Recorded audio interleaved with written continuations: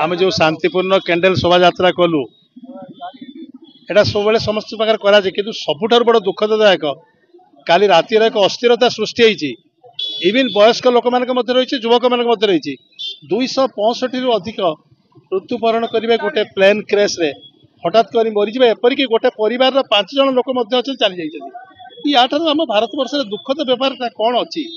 कौ दुख जगह गति करुच्ची बर्तमान समय एमती भाव गति करुच्ची जंत्रपाति ठीक रोनी रास्ता घाट ठीक रोनी बम फुटी जाऊँगी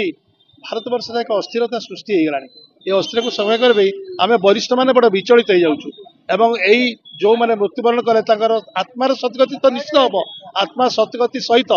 आम समस्त को निवेदन करुँ यही घटना देशर न घटू आम भगवान पाखे प्रार्थना करुँ से सद्गति हो से परिवार को सब प्रकार साहाय्य दि जाऊ एवं समस्ते खूब भल भाव भारतीय भल नागरिक हिसाब से बंची रुहतु।